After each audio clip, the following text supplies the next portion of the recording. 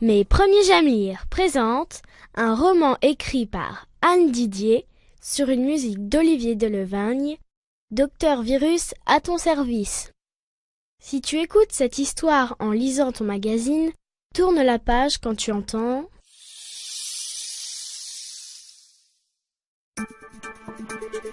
Chapitre 1. Le mal d'école. Jeudi dernier, je n'avais aucune envie d'aller à l'école. J'avais plutôt l'intention de regarder le DVD de SOS Fripouille que mon papy venait de m'offrir. J'ai dit à maman que j'avais mal à la gorge. Mais elle ne m'a pas cru. Alors, je me suis peinturluré la langue avec un feutre rouge pour lui faire croire que j'avais une angine. Quand j'ai ouvert la bouche, maman a levé les yeux au plafond et elle m'a ordonné « Jérémy, va immédiatement te débarbouiller. Tu iras à l'école, un point c'est tout. » J'ai traîné des pieds jusqu'à la salle de bain et devant le miroir, j'ai inventé une petite chanson pour me redonner du courage. Vive les microbes, vive les virus, vive les microbes et les virus. Soudain, j'ai entendu du bruit dans l'armoire à pharmacie. C'était comme si, à l'intérieur, quelqu'un frappait pour sortir. J'ai ouvert l'armoire à pharmacie et là, j'ai eu une surprise incroyable. Une sorte de lutin a sauté sur le lavabo. Il était haut comme une boîte de pansement et il avait un stéthoscope miniature autour du cou. Le lutin a lancé d'une voix pointue. « Je me présente, Docteur Virus, à ton service pour te guérir. Tu as récité la formule pour me faire apparaître.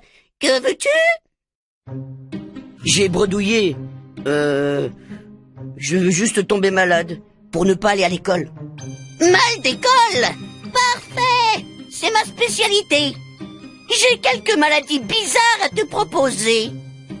Le docteur a sorti de sa mallette une grosse gélule bleue et me l'a tendue. Voilà de quoi faire une baudruchite aiguë. Avale ceci immédiatement, tu en ressentiras les effets dans quelque temps.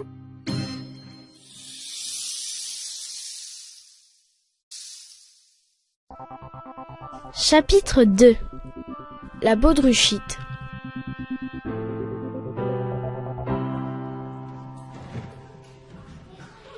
À l'école, 1 heure plus tard, j'ai commencé à me sentir bizarre. J'avais comme des ballonnements et je me sentais très léger. Soudain, j'ai réalisé que je flottais au-dessus de ma chaise.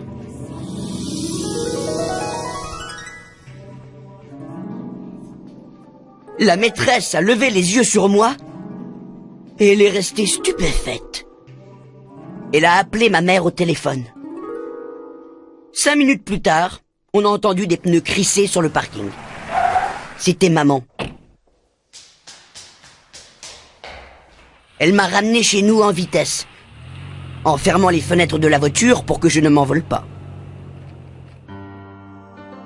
À la maison, elle a fait venir d'urgence notre médecin de famille. Celui-ci m'a examiné alors que je flottais au-dessus de mon lit. Il avait l'air perplexe. « Curieux, très curieux », a-t-il répété.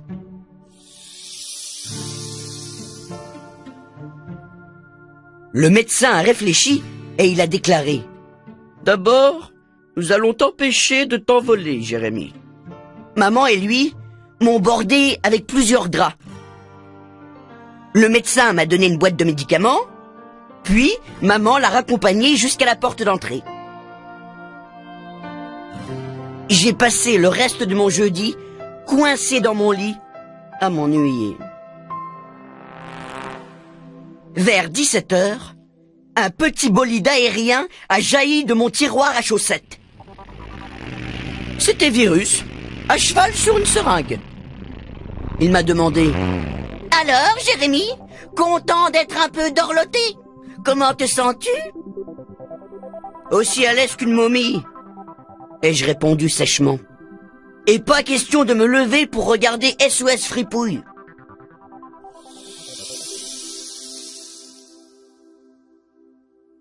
Virus a saisi la boîte de médicaments et il m'a dit « Tu n'as pas besoin de prendre ça, car ta baudruchite sera guérie ce soir. » Il s'est penché au-dessus de sa mallette en marmonnant « Qu'allons-nous te préparer pour demain? Pourquoi pas une caoutchoutite ?» J'ai ouvert la bouche pour répondre. Il en a profité pour y fourrer 3 granulés qui sentaient le vieux pneu de tracteur. Ensuite, il est remonté sur son engin et il a disparu par la fenêtre ouverte.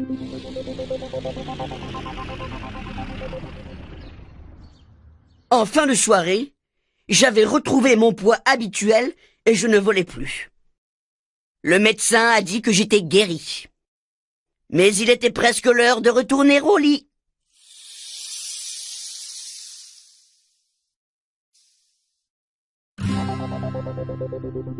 Chapitre 3. La caoutchoutite. Le lendemain matin, maman est venue me réveiller. « Dépêche-toi, Jérémy, tu retournes à l'école aujourd'hui. » J'ai essayé de me lever, mais impossible de me mettre debout. Mes genoux étaient devenus tout mous. J'ai murmuré « La caoutchoutite !» Maman m'a examiné avec un air encore plus catastrophé que la veille. Elle a vite appelé le médecin. Celui-ci a remarqué. « C'est décidément très curieux. Les symptômes semblent se transformer et se déplacer. Je vais te prescrire un nouveau traitement. Et si ça ne va pas mieux, nous ferons une série d'examens. » Au milieu de l'après-midi, j'en avais vraiment assez d'être cloué au lit. Mes copains de classe commençaient à me manquer. Quand maman est venue m'apporter une tisane, je lui ai dit « Tu sais, si demain je suis guéri, je serais vraiment content de retourner à l'école. » Maman s'est forcée à sourire. « Voilà au moins une bonne nouvelle. »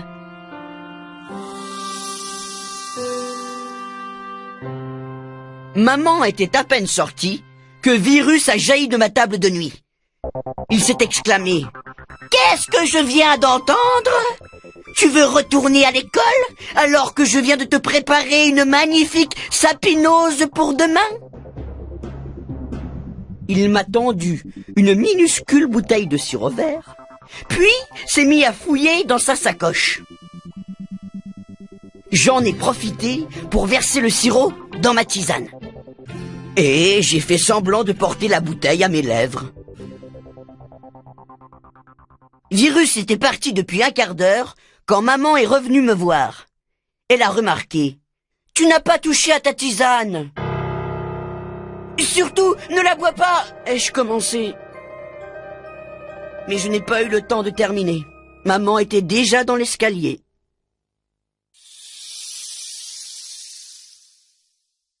Le lendemain, samedi, mes genoux étaient parfaitement guéris. Je suis allé à l'école sans me faire prier, et j'y passé une très bonne matinée.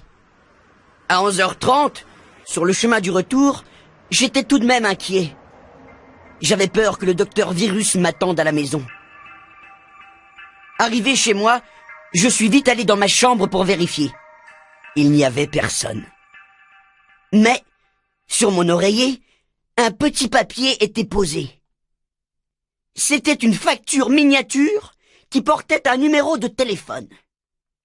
Dessus, il y avait écrit « Consultation et traitement jusqu'à guérison complète, 15 €. J'ai regardé dans ma tirelire, il manquait exactement 15 €. Je me suis précipité sur le téléphone dans le couloir et j'ai composé le numéro. Allô ? a dit Virus d'une voix pointue. Dites donc, ai-je crié. Non seulement vous m'avez donné d'horribles maladies, mais en plus, vous me faites payer. Tu es bien allé en classe aujourd'hui. Oui, ai-je répondu. Alors, tu es guéri de ton mal d'école. Virus avait raison. J'ai raccroché d'un coup sec et je me suis dirigé vers la cuisine. Là, j'ai eu un grand choc. Maman avait le visage vert sapin. Elle a gémi. Jérémie, c'est à mon tour d'avoir une affreuse maladie. La sapinose, ai-je murmuré. Heureusement pour maman, les maladies du docteur Virus ne duraient jamais trop longtemps.